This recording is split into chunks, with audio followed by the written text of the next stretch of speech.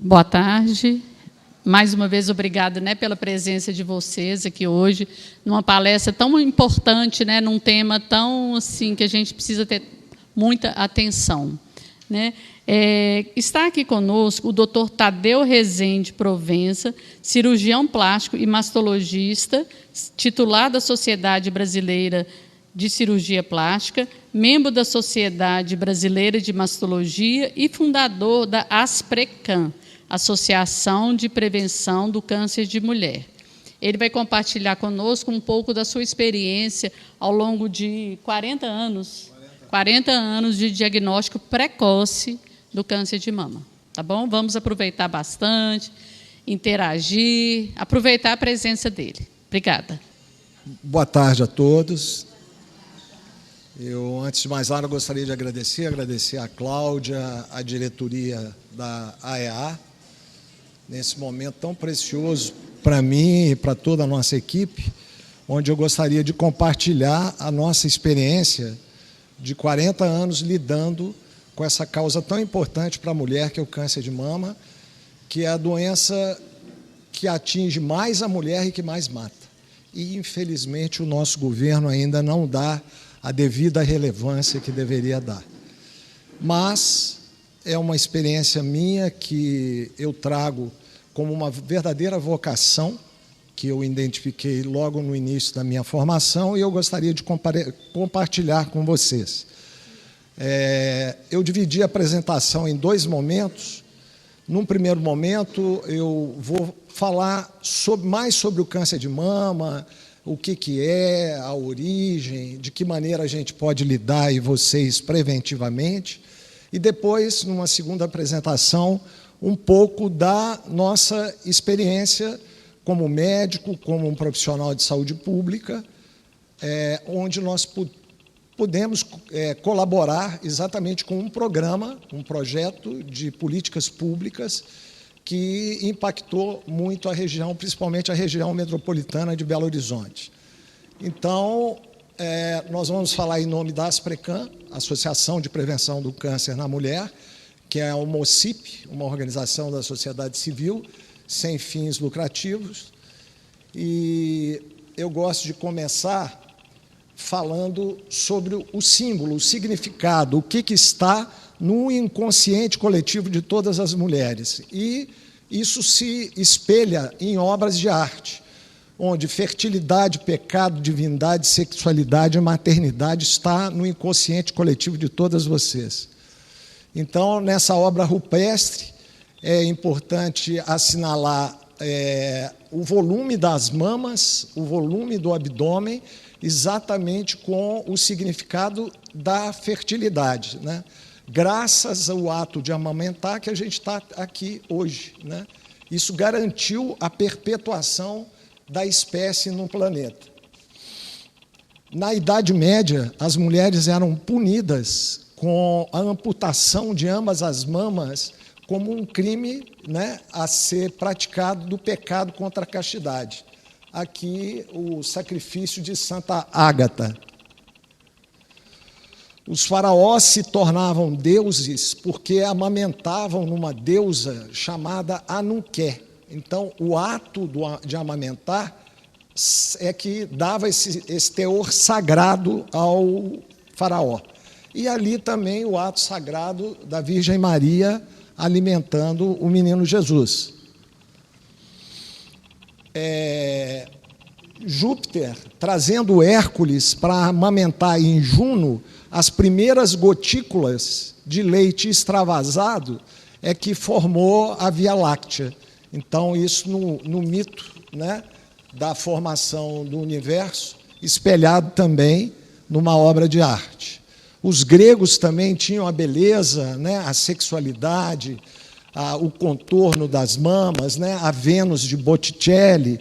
Então, a mama também, hoje, atualmente, se expressa muito no marketing, né, usa muito a forma feminina, o seio com o sentido do belo.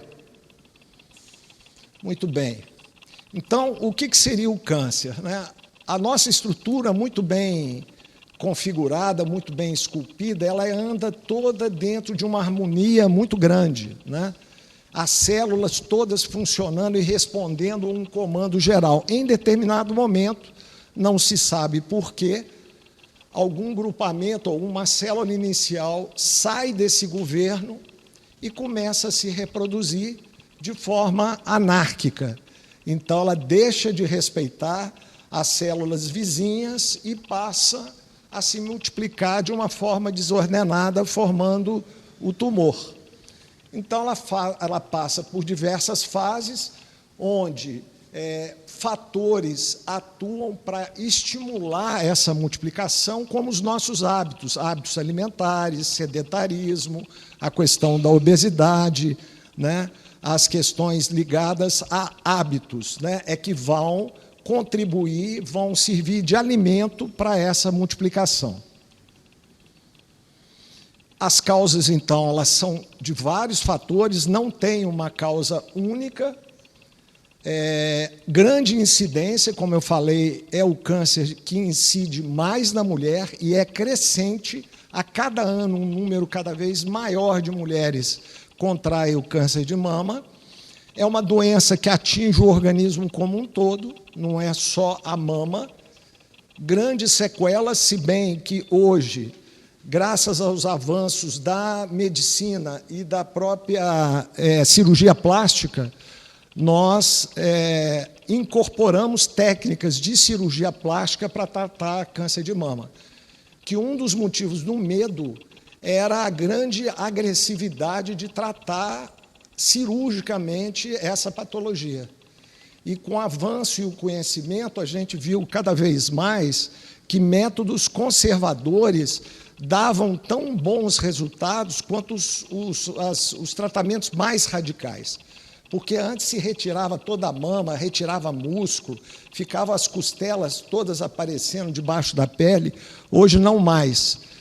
Técnicas de cirurgia plástica são empregadas, dependendo de cada caso, você trata e a paciente sai do bloco cirúrgico com a mama melhor do que foi tratada, graças a esses avanços e os recursos da cirurgia plástica. A prevenção é o único remédio. Então, para a gente ter essas conquistas, nós precisamos de vocês. Ajudar para que o diagnóstico seja cada vez mais precoce. E não o contrário, como dados estatísticos eu estava comentando aqui antes, por exemplo, 60% das mulheres brasileiras deixam de fazer mamografia por medo. Não é nem de se tocar, é de ir fazer a mamografia e achar que vai ter algum problema, e se eu tiver o problema, eu não vou ter solução. Então, esse mito ele tem que ser derrubado. Por quê? Nós podemos chegar até 90% de cura real, desde que o diagnóstico seja precoce. Por que a gente não está conseguindo isso? Porque a grande maioria vem tratar tarde, principalmente no SUS. Então, as possibilidades são essas, né? A cura e a não mutilação. Então, acho que é um valor muito importante a ser buscado. E aí, o nosso olhar como profissionais da saúde é olhar o ser humano como um todo e não apenas como um tumor ou como uma mama, né? Então, o corpo físico, o mental, o emocional, o energético, tudo isso hoje a medicina sabe disso, que isso existe, faz parte, né? E nós precisamos ter o olhar distribuído dessa maneira e não apenas ir lá, tirar o tumor e está tudo bem. Não, o ser humano é composto de toda essa estrutura e, como tal, deve ser analisado e tratado. Para isso, nós precisamos de uma equipe interdisciplinar, né? Você precisa do cirurgião, nós precisamos do oncologista que vai lidar com as medicações, assim como precisamos do psicólogo, precisamos do fisioterapeuta, né? Precisamos do anatomopatologista para que o exame que é feito seja muito preciso. Então, se nós não trabalharmos numa boa equipe, o cirurgião sozinho não tem um bom resultado. A abordagem, como eu disse, ela tem que ser ampla, né, envolvendo o físico, mental, emocional, social e espiritual da questão, e entender também o câncer como um ponto de mutação. Eu tenho um caso muito interessante, lá na maternidade Odete Valarais, a gente tinha reuniões sistemáticas, e às vezes a psicóloga trazia casos para a gente poder discutir, até depoimentos. Eu me lembro de uma senhora colocando a seguinte questão: bendito câncer. Ela entendeu o que o câncer trouxe na vida dela em termos de mudança. Porque nós, como seres humanos, nós estamos aqui exatamente para crescermos em consciência, né? Crescermos baseado no conhecimento que a gente consegue adquirir ao longo da nossa vida.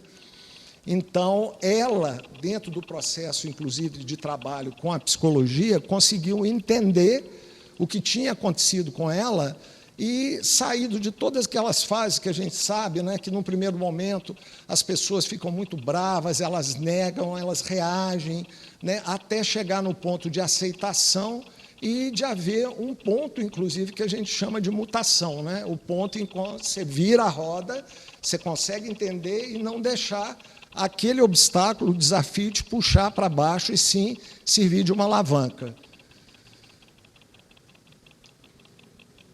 Bom, então, quais são? O que acontece? Qual é a queixa principal? O que a gente tem que ficar atento? O que chega com mais frequência no nosso consultório? Dor, o tumor, que é o nódulo, o derrame, que é a secreção, calcificações, que a gente só encontra na mamografia, que é um achado também que chega frequente para nós, às vezes o mamilo, o bico do peito invertido, inflamações.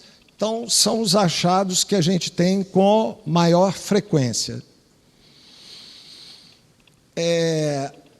Os sinais e sintomas, eles na verdade, eles têm uma conotação importante do ponto de vista clínico. Então, essa questão da orientação para nós e para vocês é muito importante para que esse cuidado seja incorporado, né, tanto na prática clínica, que os especialistas normalmente já têm isso muito bem desenvolvidos, mas, por exemplo, no SUS, que é a nossa grande luta, é que os médicos, as enfermeiras que prestam o primeiro atendimento, porque eu não sei se vocês sabem, mas no SUS a mulher não consegue chegar direto no especialista. Ela passa por uma sequência até chegar no especialista e o especialista poder tratá-la numa unidade hospitalar, né? Então, se esse conhecimento não está na ponta, aquilo fica preso e, quando vem, já está com tudo já tomado e alterado. Então, daí a importância de saber algumas alterações, como, por exemplo, o nódulo. Normalmente, o nódulo numa faixa etária de uma mulher jovem, uma mulher aí com seus 30 anos, o nosso olhar, num primeiro momento, é um olhar mais tranquilo, porque é uma faixa etária onde a maioria dos nódulos, dos tumores que aparecem, a grande maioria são benignos. Mas, a partir dos 50 anos, já o olhar nosso tem que ser mais atento. Se bem que vem acontecendo algo no nosso país um pouco diferente de outros países que já estão sendo observados. O câncer tem acometido no Brasil mulheres cada vez mais jovens. Então, existe um percentual hoje de mulheres entre 30 a 40 anos que tem tido um número maior de câncer de mama do que em outros países. Então, é importante dizer isso, não é porque eu tenho 40 anos de idade onde eu também tenho que me descuidar. Quem tem 50 anos tem que ser mais cuidadosa. Não, eu acho que esse cuidado ele vem como um hábito cultural, que, se isso não é incorporado, para incorporar mais tarde, fica mais difícil. Então, esse autocuidado da mama é algo que a gente bate muito com as mulheres, porque nos ajuda muito na busca do diagnóstico precoce. E o nódulo é um deles.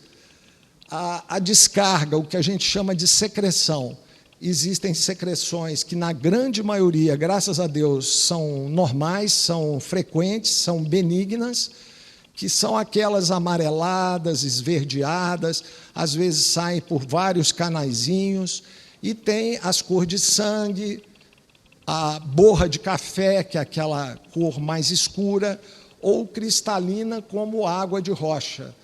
Essas secreções são as secreções que a gente precisa de ter mais atenção, né? Então, o derrame também é um achado muito importante.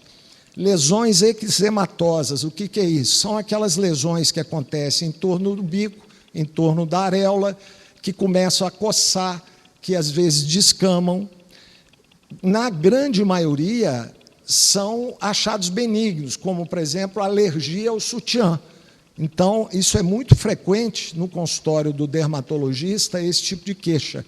Mas é importante, se, por exemplo, foi no dermatologista, tentou usar um corticoide, ficou aí uns 10, 15 dias tratando, não resolveu, aquilo persiste, deve sim continuar a investigação, de repente passar até por um mastologista, porque caso não responda ao tratamento convencional, seja importante, às vezes, fazer uma biópsia para afastar de um tipo de câncer de mama que acontece também aparecendo dessa maneira, né?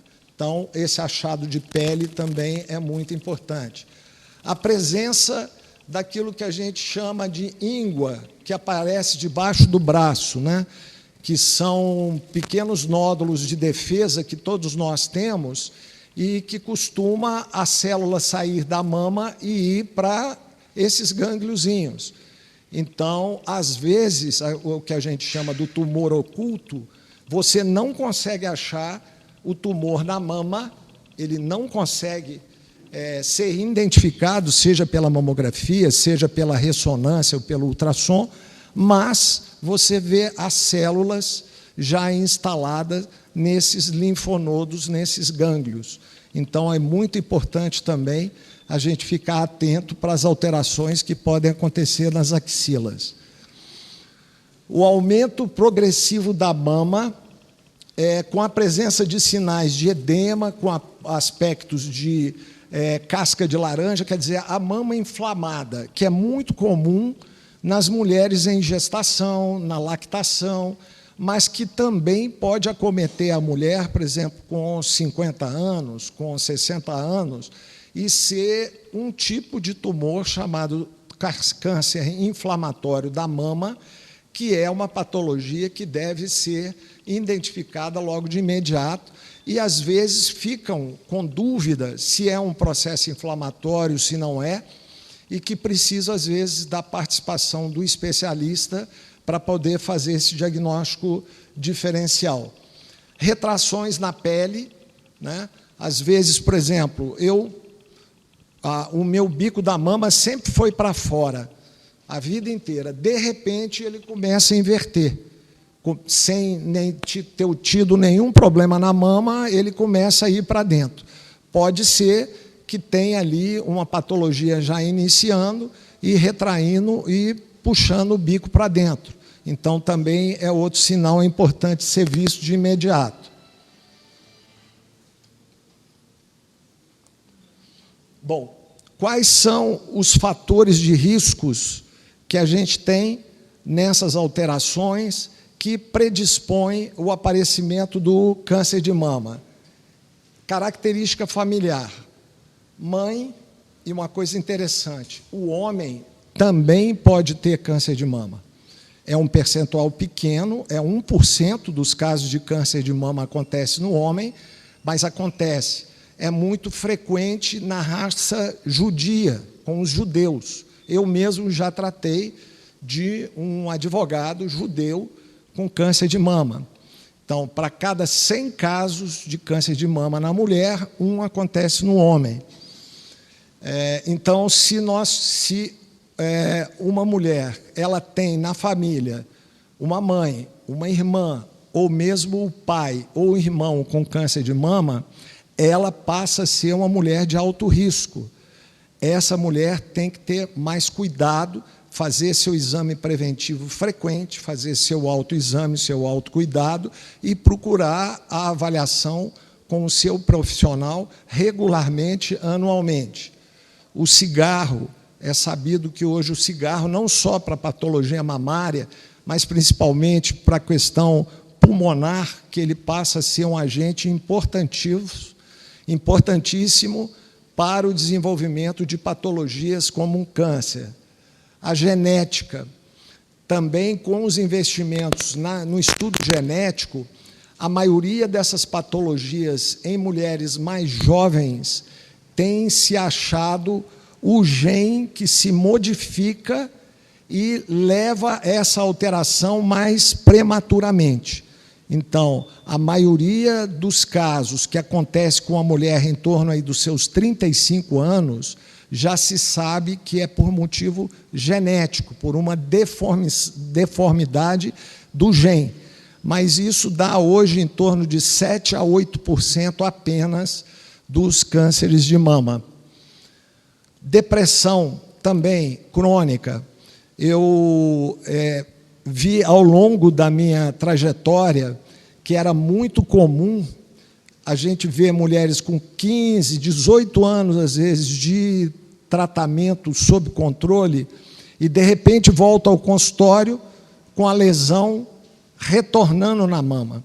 Quando você investiga, essa mulher teve uma perda significativa, perdeu o marido, perdeu o filho, perdeu um ente querido, e isso passa a levá-la a uma depressão crônica, onde a imunidade baixa e predispõe à volta da patologia.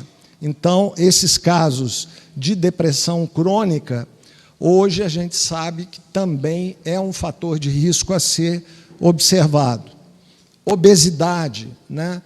A produção de hormônios feito através da gordura, ela também dá a essa mulher uma possibilidade maior de vir a desenvolver o câncer de mama. O uso indiscriminado de hormônio. Houve uma época aí em que estava assim, uma verdadeira coqueluche, a mulher dava a intenção que ia entrar na menopausa e hormônio em cima. Como tudo na medicina, depois de alguns anos, isso volta para um equilíbrio e se consegue selecionar muito bem aquelas mulheres que devem e aquelas mulheres que não devem utilizar o hormônio de forma sistemática, né? E a idade, como eu falei, a idade principal de maior incidência ainda é de 50 a 69 anos, sabendo que no Brasil o número de mulheres em idade mais jovem tem aumentado com relação ao câncer de mama. Alguma dúvida, pessoal? Se vocês quiserem interromper, perguntar, né, porque o assunto realmente ele é amplo, mas podem me interromper, tá bom? Ótima pergunta. Então, a mama já formada, porque a mama muito jovem, não adianta você fazer a mamografia, porque ela vai ficar prejudicada, porque a mama é muito densa, tem muita glândula. Normalmente, se faz a partir dos 35 anos, você já faz, é possível fazer a mamografia sem muita interferência. Abaixo disso, normalmente a gente faz o ultrassom. Mas tem alguns casos, aí mesmo com a paciente com 30 anos, com a mama que a gente chama de substituição gordurosa, onde já amamentou alguns filhos, já houve uma substituição de glândula por gordura, que seria possível fazer. Mas de rotina mesmo que se faz preventivamente, no particular, vamos dizer assim, nos planos de saúde, anualmente é acima dos 40 anos, anualmente. Já no SUS, acima dos 50 e de 2 em 2 anos. A razão é clara, né? É a questão do recurso. Se tem a justificativa de que da questão de saúde pública a relação custo-benefício não se justifica, e que a maioria dos trabalhos indica se fazer de 2 em 2 anos. Mas são 2 comportamentos bem diferentes, seja na saúde complementar, que são os planos de saúde, onde a partir dos 40 se faz anualmente, e apesar da Sociedade Brasileira de Mastologia pressionar bem o governo para que isso seja estendido, mas, como eu falei anteriormente, se hoje no Brasil, para fazer mamografias preventivas em mulheres de 50 a 69 anos, nós precisaríamos de 17 milhões de mamografia ano. Hoje, no Brasil, não são feitas 3 milhões de mamografias. Então, 14 milhões de mulheres ficam descobertas. Então, como fazer? Nós vamos mostrar o que nós fizemos desde 40 anos atrás para ajudar a compensar essa ausência de mamografia. Se hoje, 40 anos depois, né, nós não temos mamografia suficiente, vocês imaginam há 40 anos atrás como que era? Pois não. E aquela mulher que tem a prótese, né, o O silicone? silicone. Em termos da mamografia?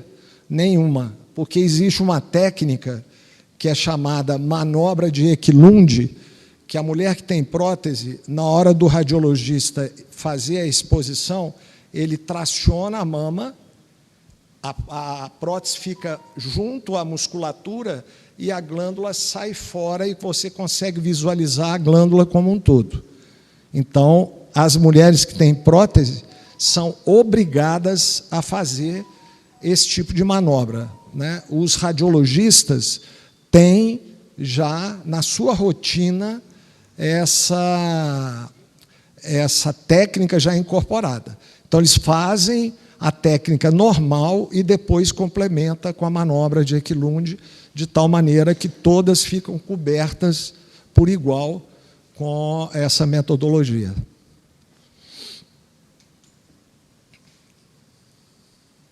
Bom, no caso, isso aqui nós aplicamos no SUS, porque são aquelas mulheres concebidas como o maior risco para o câncer de mama, e, em termos de saúde pública, se elegeu, o próprio Ministério da Saúde se elegeu essas mulheres como de maior risco. Como eu falei, mulheres com história familiar de pelo menos um parente de primeiro grau, mãe, filha, irmã, irmão, com diagnóstico, com câncer de mama com menos de 50 anos. Né? Então, essa passa a ser a mulher que a gente define como de maior risco para o câncer de mama. As mulheres que tiveram na família câncer bilateral, câncer nas 2 mamas. Então, essa mulher, parente de primeiro grau, passa a ser uma mulher de alto risco. Mulheres, veja bem, com história de câncer de mama masculino, né, que tem na família um pai e um irmão com câncer de mama, também é escolhido como fator de alto risco. Mulheres com diagnóstico histopatológico de lesão proliferativa com atipia ou neoplasia lobular in situ. São algumas biópsias que são realizadas e essas biópsias revelam esse tipo de alteração que ainda não é um câncer, mas é o que nós chamamos de um marcador de uma doença pré-maligna, né? Uma doença que teria o maior potencial de, mais tarde, vir desenvolver o câncer de mama. E as mulheres que já tiveram câncer de mama, a mama oposta é uma mama de alto risco. Então, essas mulheres são seguidas de forma sistemática ao longo de todo o percurso dela, de uma maneira bem atenta. Bom, e aí vem o outro lado, né, que aqui, vamos dizer, a verdadeira prevenção. Porque tudo que nós falamos até agora, nós chamamos de prevenção secundária ou...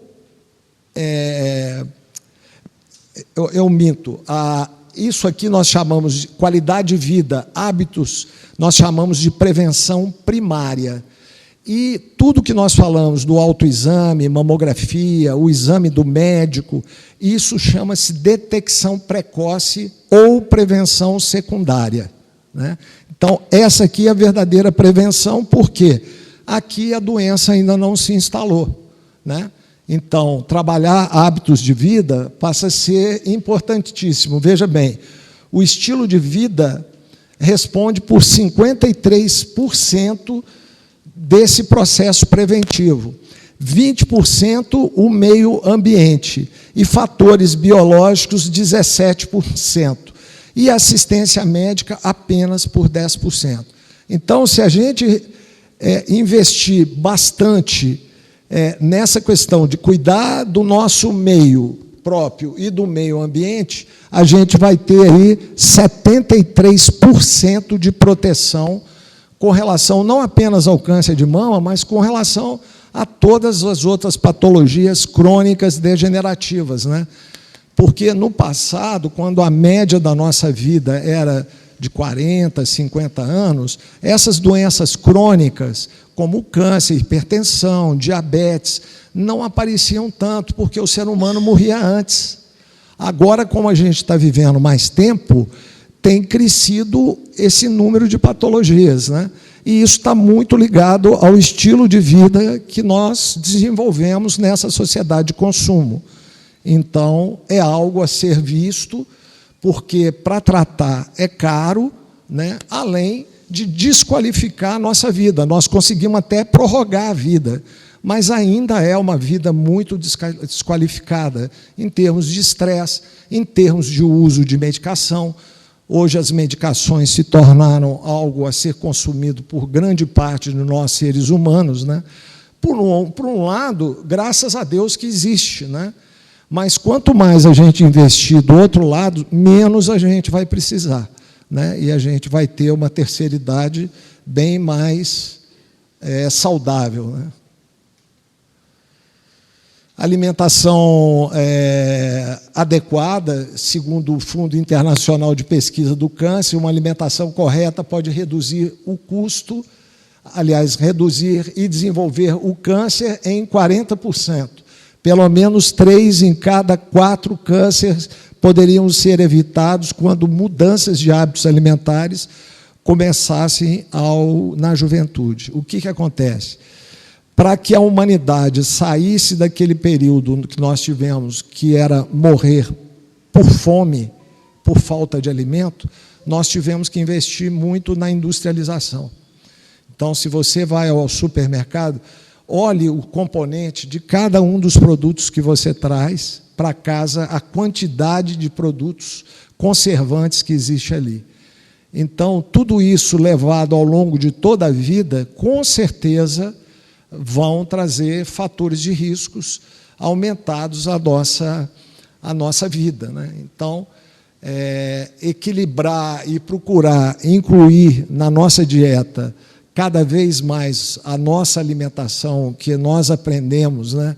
Principalmente a minha geração, ela veio muito do arroz, o feijão, a carne, né? Se você pegar o carboidrato, pegar a proteína tratada em casa, hoje a grande maioria ou são conservadas, congeladas, né? E processadas. Então, tem muito material, inclusive na carne processada.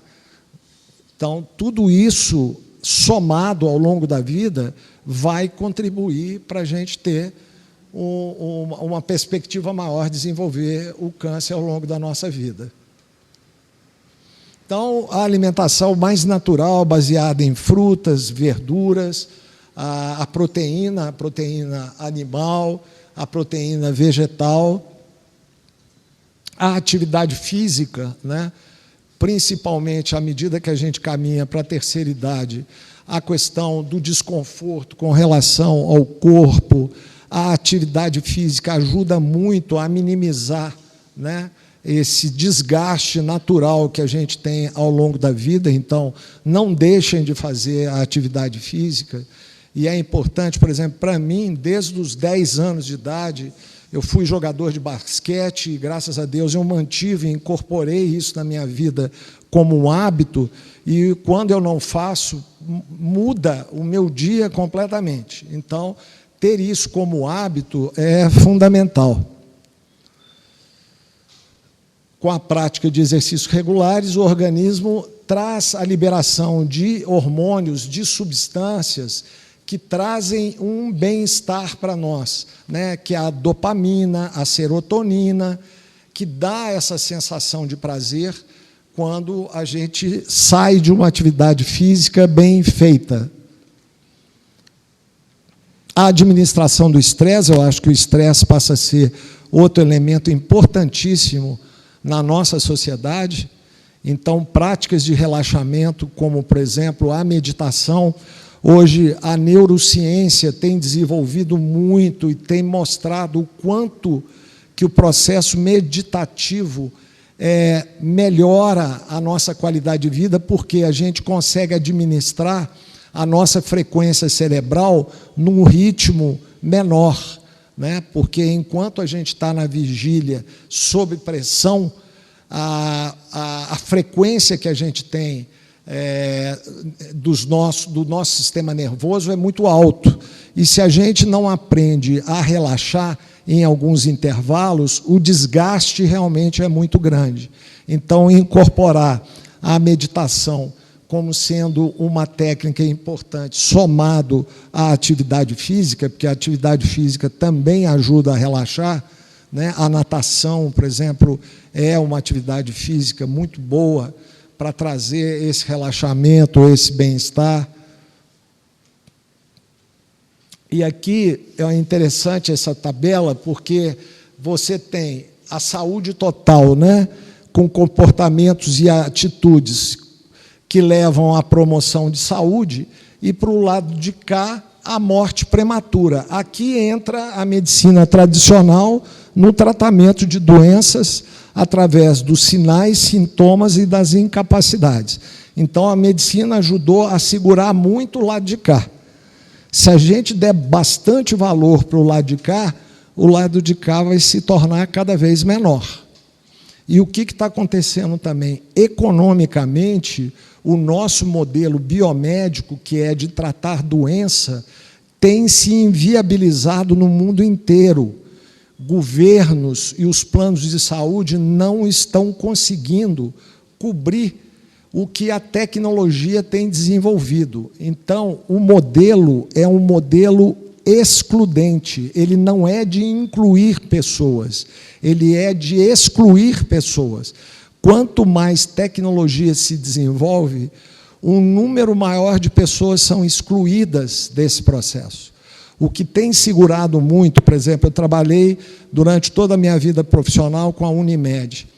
Nos últimos anos, a grande maioria de mulheres, 80% que chegavam, eram mulheres que vinham pelo CNPJ, pelas empresas, e não como pessoas físicas, porque, como pessoa física, é muito caro bancar o sistema. Então, é muito importante também colocar isso na conta, que é a inviabilidade do modelo de tratar a doença. Então, com certeza, investir, tanto é que os planos de saúde, eu não sei se vocês lembram, no início, onde os planos de saúde investiam, mostravam nas campanhas publicitárias, era a ressonância, era o uso de aeronaves com UTI. Hoje você não vê mais falar isso. Eles dão investimento na promoção de saúde e em prevenção, porque economicamente já se viu que esse passa a ser o ponto de equilíbrio. Se o lado de lá não crescer, ficar só o lado de cá, cada vez mais a população doente, para o sistema que tenta cobrir, que é o modelo biomédico, ele também não suporta, então ele vai estourar. E aí, essa roda virtual, né? Onde a qualidade de vida, o bem-estar físico, a harmonia, o equilíbrio das relações familiares, na relação do trabalho, né? Toda essa roda é importante a gente perceber. né? Porque às vezes a gente fica muito focado apenas na atividade laboral ou nas atividades em casa, né? E toda essa roda ela passa a ser realmente uma roda importante no desenvolvimento da qualidade de vida de nós, seres humanos.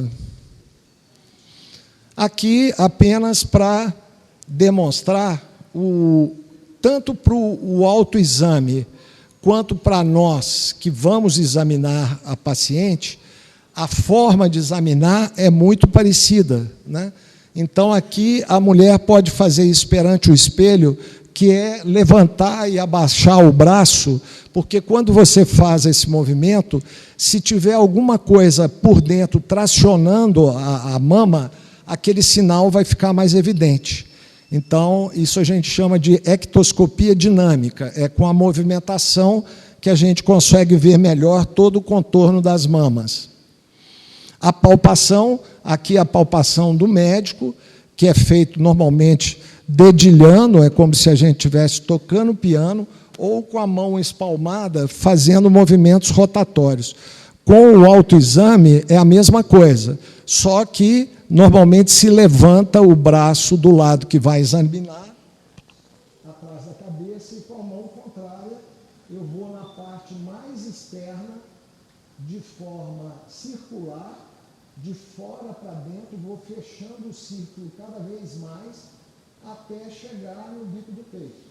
Depois eu posso fazer movimentos radiais de ir e voltar, e com isso eu complemento todo o exame. Eu tenho que varrer toda a estrutura mamária, e não apenas ficar na parte central da mama, senão eu deixo áreas sem examinar.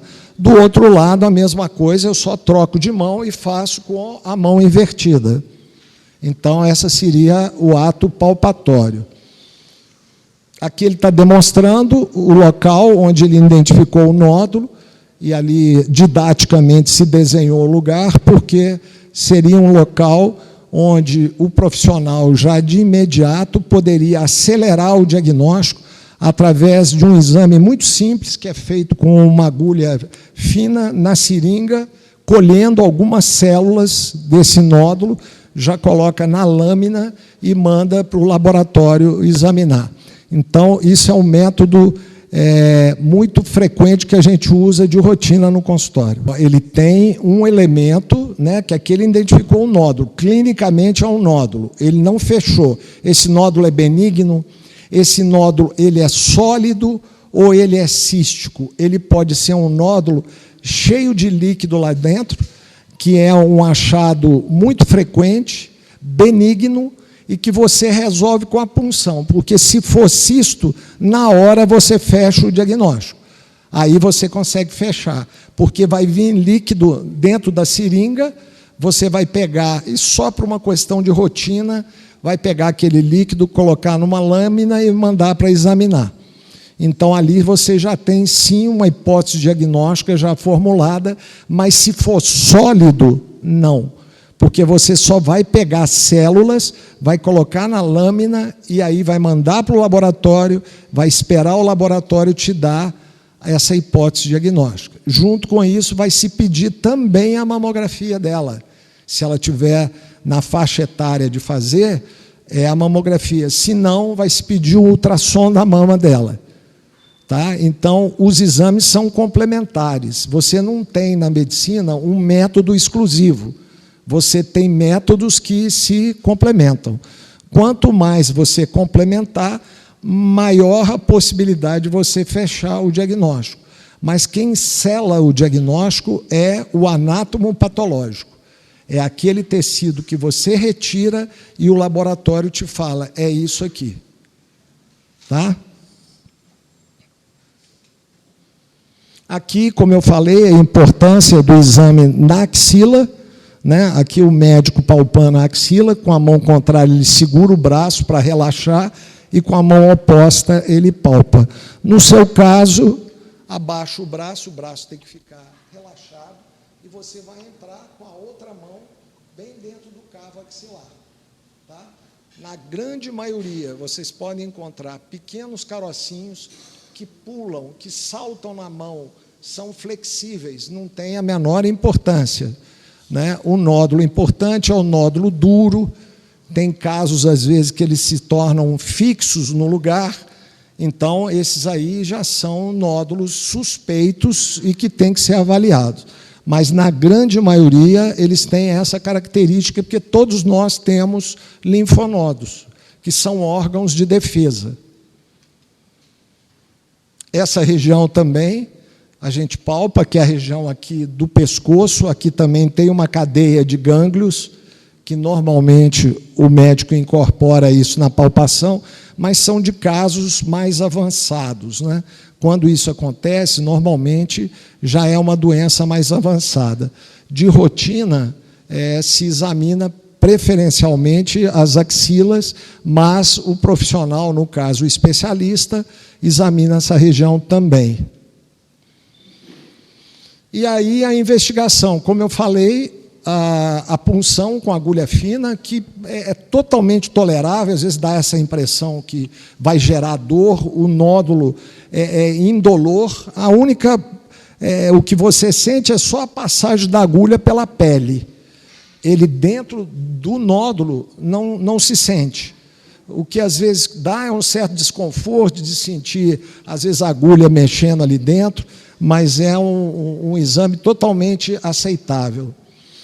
A retirada do próprio nódulo, como eu falei, as cirurgias hoje elas se tornaram extremamente conservadoras, né? Não se mutila mais como se mutilava no passado. Então, a investigação também ela pode ser feita com a exérese cirúrgica, né? Com a retirada do próprio nódulo, quando assim tiver indicado. A mamografia, né, que vocês já conhecem já na rotina, o ultrassom, que é a passagem desse transdutor sobre a mama, né, e ali se captam exatamente essas ondas que são registradas também através de imagens. Então, como eu disse, né, quanto mais cedo o câncer é detectado, maiores são as chances de eliminar o tumor antes que ele entre em metástase, isso é, ele dissemine, espalhe pelo organismo e produza tumores em locais distintos. Os recursos, então, que nós temos é a cirurgia, a quimioterapia, a imunoterapia e a radioterapia. A imunoterapia hoje tem um foco muito grande, que o que é? É você mesmo estimular, como se fosse vacinas, né? A vacina tem muito esse princípio de estimular o organismo a produzir a sua própria defesa. Então, alguns casos de câncer de mama já são tratados com a imunoterapia. E a radioterapia é o que a gente usa complementarmente para poder esterilizar aquela área tratada, principalmente com o tratamento conservador. Né? Quando você preserva a mama, obrigatoriamente a gente tem que somar a radioterapia para ela poder cobrir todas as outras áreas da mama que a cirurgia deixou de atuar. Então, a radioterapia passa a ser uma ferramenta importante também. Então, esses são os elementos que a gente normalmente utiliza hoje para tratar. E é o que eu tenho para falar nessa primeira parte, que é sobre esse conhecimento, sobre esses elementos que eu sei que a maioria de vocês tem dúvida, que gostariam de perguntar. Às vezes tem casos na família que envolveram o conhecimento de vocês e que vocês gostariam de perguntar. Eu estou às ordens para poder responder.